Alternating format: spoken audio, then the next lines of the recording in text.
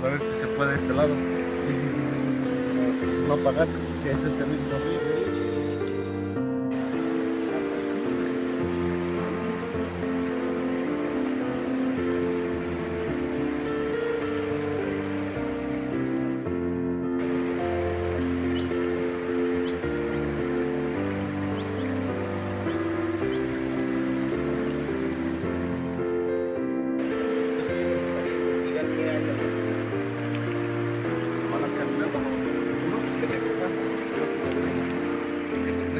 No, sí, es lo que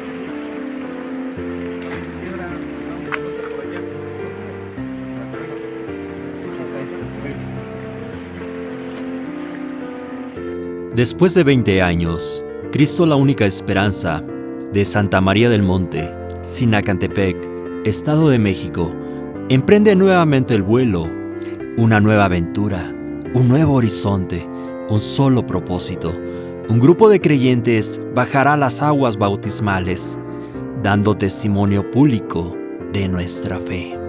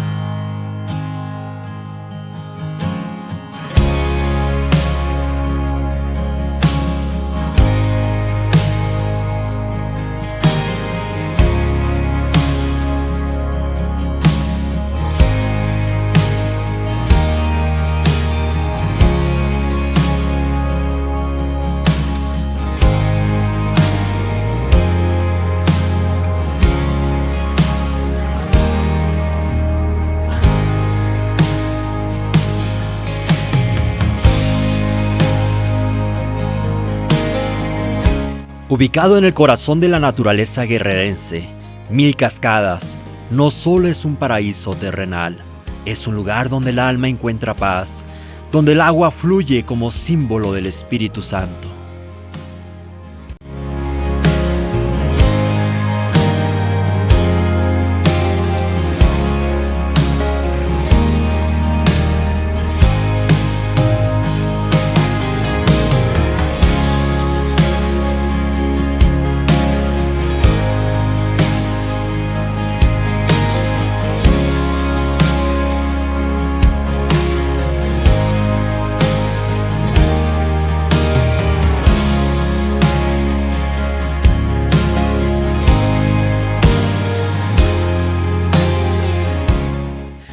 Dios nos llama a revivir el fuego, a caminar juntos como familia espiritual, a sumergirnos no solo en el agua, sino en su propósito. ¿Estás listo para el siguiente paso en tu caminar con Cristo?